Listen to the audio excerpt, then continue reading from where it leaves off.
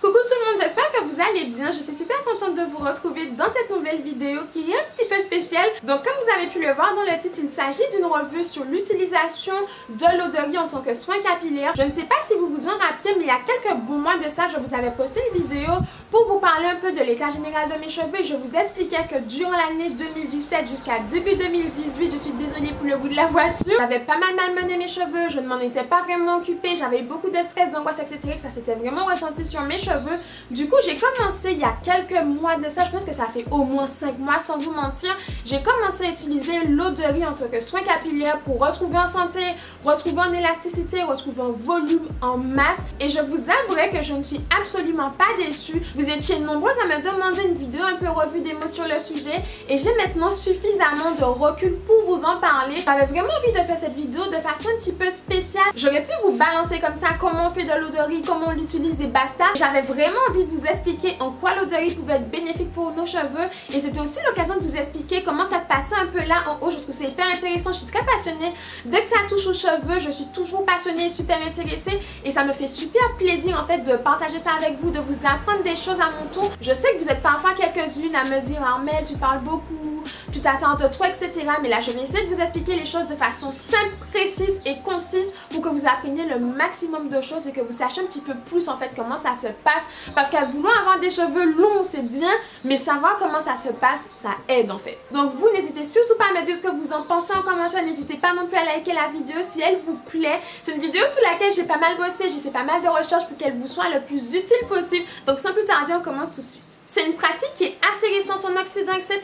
Mais il faut savoir que c'est un secret beauté qui existe depuis très longtemps pour les femmes d'Asie, du Japon, qui l'utilisent en tant que soin capillaire, mais aussi soin de leur peau. Et j'ai souvent lu d'ailleurs que c'était vraiment le secret de leur longue chevelure infinie et de leur jolie peau. Donc on n'en est pas là, mais c'est plutôt pas mal. Alors pour toutes celles qui sont en train de me regarder de nerfs sceptiques ou pas, il faut savoir que l'eau de riz puise tous ses bénéfices en fait dans les nutriments qui la composent, parce que c'est une eau qui est bourrée de nutriments et de vitamines. Ce sont bien sûr des nutriments et des vitamines que vous retrouvez au quotidien dans votre alimentation si vous mangez de façon plus ou moins équilibrée. Mais comme je vous l'ai déjà expliqué, les cheveux et les ongles sont les derniers organes du corps entre guillemets à être nourris en nutriments et en vitamines. Vos organes vitaux sont les premiers à puiser tout ce que vous apportez à votre corps et ce qui reste, on en donne un petit peu aux ongles et aux cheveux. Les premiers composants qu'on trouve dans l'eau de riz et qui sont juste indispensables pour nos cheveux, ce sont les acides aminés. Vous en avez sûrement déjà entendu parler, mais ce sont tout simplement des petites molécules qui viennent s'assembler entre elles en fait pour former des protéines, les protéines qui sont elles indispensables à nos cheveux. Donc vous comprenez que si vous avez une carence en acides aminés, vous avez forcément moins de protéines dans votre cheveu et si votre cheveu manque de protéines, il est forcément plus fragile et un cheveu fragilisé, c'est un cheveu qui est plus susceptible à la casse et à la chute. Donc là, vous comprenez tout de suite que les acides aminés, c'est plutôt pas mal. Plus d'acides aminés, plus de protéines, des cheveux plus forts, des cheveux plus forts, pas de casse et de chute. Ok, j'arrête avec cette voix. Donc petite conclusion, plus votre apport en acides aminés sera important, plus vos cheveux seront forts, moins ils tomberont et plus belle sera leur croissance. Ensuite, on a les vitamines B.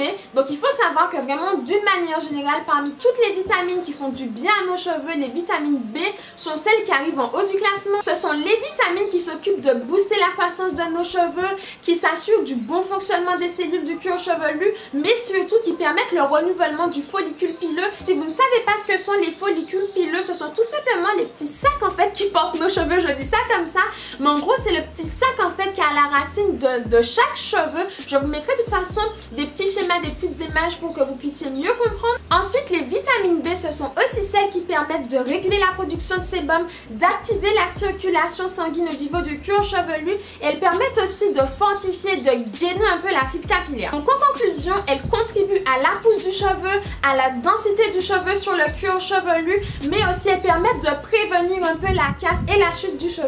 Ensuite, on a deux autres composants qui sont juste hyper importants pour nos cheveux, mais tout notre organisme en général. Donc il s'agit des vitamines B et des antioxydants. Et là je sens que je suis en train de vous perdre, mais ne vous inquiétez pas, c'est hyper simple à comprendre. Donc il faut savoir que par définition les antioxydants s'opposent aux oxydants qui sont aussi appelés les radicaux libres. Et ces radicaux libres, ce sont tout simplement des molécules qui viennent perturber le bon fonctionnement de nos cellules, qui accélèrent le vieillissement et qui affaiblissent l'immunité. Donc en gros, pour faire simple, ce sont comme des petits soldats guerriers qui sont là pour mettre le bordel dans notre organisme, et les antioxydants, ce sont un peu les soldats justiciers qui sont là pour nous sauver, leur faire face, les combattre et les éliminer. Donc à l'échelle de nos cheveux, les antioxydants, dont les vitamines E, permettent vraiment d'assurer le bon fonctionnement des cellules du cuir chevelu en stimulant le système immunitaire, mais en stimulant aussi la circulation sanguine, ce qui contribue forcément à réparer déjà les petits follicules pileux endommagés, les cellules endommagées du cuir chevelu, du cuir chevelu,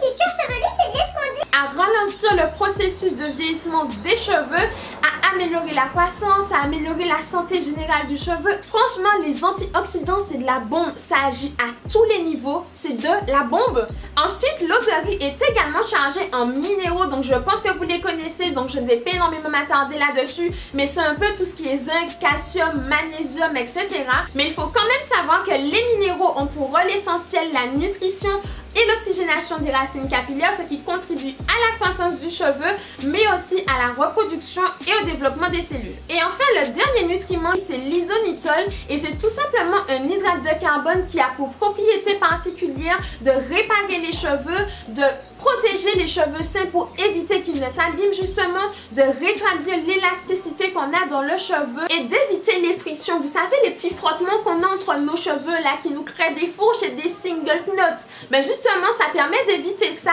Et ce qui est vraiment génial avec l'isonitol, c'est qu'il reste dans le cheveu même après le rinçage. C'est-à-dire qu'une fois que vous aurez rincé votre eau de riz, l'isonitol sera toujours bien présente au cœur de votre fibre capillaire pour continuer à embellir et à protéger vos cheveux au quotidien. Honnêtement, je pense que l'isonitol, c'est vraiment le plus de l'eau de riz. C'est ce petit nutriment-là qui est hyper bénéfique pour les cheveux. En plus, il a vraiment cette capacité à pénétrer au cœur du cheveu. C'est de la bombe. C'est de la bombe. Si vous êtes encore là et que vous avez vraiment saisi toutes mes explications, je pense que vous avez compris à quel point l'eau de riz peut être bénéfique pour les cheveux. Ça ne coûte rien étant donné qu'on mange tout du riz quotidiennement à la maison. Je pense qu'en termes de rapport qualité-prix, on ne peut pas faire mieux. Donc pour récapituler, rincer ses cheveux à l'eau de riz permet de fortifier et de renforcer la fibre capillaire. Ça permet également de rétablir et d'améliorer l'élasticité du cheveu, de protéger contre les futurs dommages, de stimuler la croissance du cheveu et de renforcer les racines tout en gagnant en volume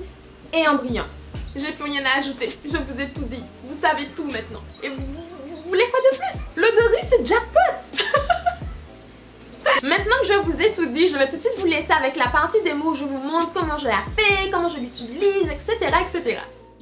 Alors personnellement, j'utilise de l'eau de riz fermentée tout simplement parce que cette formule-ci en fait est encore plus concentrée que la formule de base. Donc la première étape est très simple, on va tout simplement venir rincer son riz, c'est assez important pour se débarrasser de toutes les impuretés. Donc vous pouvez utiliser vraiment le riz que vous voulez. J'ai beaucoup lu que si votre riz était bio, il était un peu plus sale et que c'était un peu mieux, mais il vous suffit tout simplement de rincer votre riz. Là en l'occurrence, je prends le riz, c'est un riz basmati classique qui est très bon d'ailleurs, que je prends parce que c'est important. N'allez pas acheter un riz que vous n'allez pas manger, achetez quelque chose que vous allez manger facilement par la suite, étant donné que le but est de ne pas faire de gaspillage. Donc une fois que j'ai bien rincé, bien lavé mon riz, je passe enfin à la préparation de l'eau en fait. Donc je viens tout simplement mettre mon riz dans un récipient et je viens y ajouter 2,5 verres environ d'eau. Une fois qu'on a fait ça, on vient masser, malaxer, venez vraiment masser les grains de riz pour que tous les nutriments se transfèrent plus facilement dans l'eau. J'espère que je suis claire, mais voilà, vous pouvez voir avec les images. Donc vraiment faites ça tranquillement, massez encore et encore votre riz. Pas besoin non plus de faire ça pendant des plombes. Quelques minutes suffisent, étant donné qu'après on va laisser notre riz tremper dans l'eau pour que tous les nutriments et les vitamines en fait se transfèrent dans l'eau.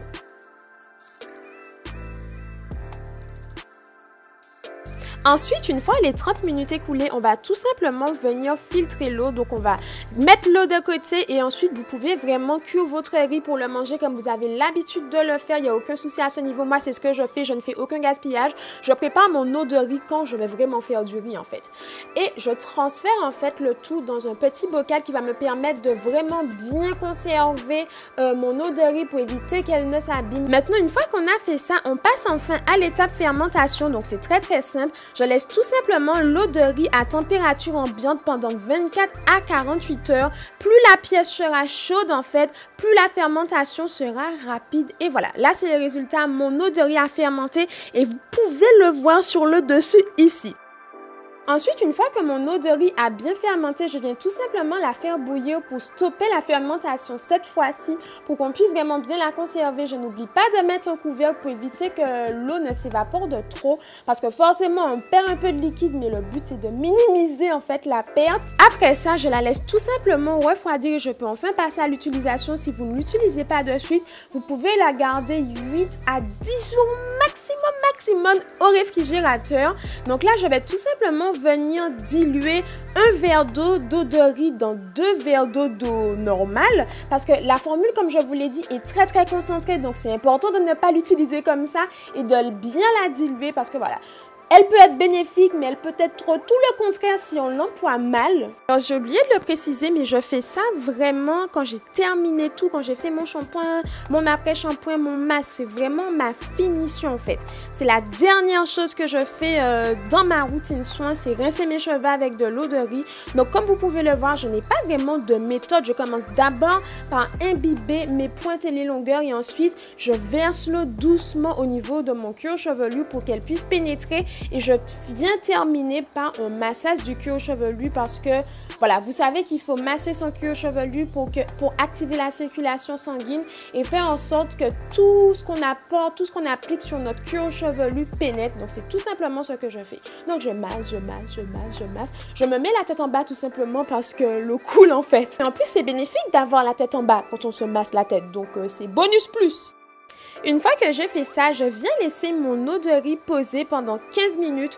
Pas plus, pas moins, 15 minutes, c'est très bien. Je reste vraiment bien mes longueurs et mon cuir chevelu. Et ce qui est vraiment top avec l'eau de riz fermentée, c'est qu'étant donné que la formule est un peu acide, elle permet vraiment de rétablir le pH naturel du cheveu et de refermer les écailles. Du coup, ils sont soyeux, brillants, enfin, c'est de la bombe. J'utilise cette méthode depuis des mois à chaque wash day parce que oui, c'est la régularité qui paye, comme je vous le dis, et j'en suis vraiment ravie. Donc là, je vous montre rapidement l'évolution de mes cheveux avant, pendant et toujours en fait parce que je continue à utiliser l'eau de riz. J'ai regagné en volume, en masse, en longueur, en épaisseur, en santé, en tout. Je suis vraiment super contente. Je vous laisse avec les images et on se retrouve juste après.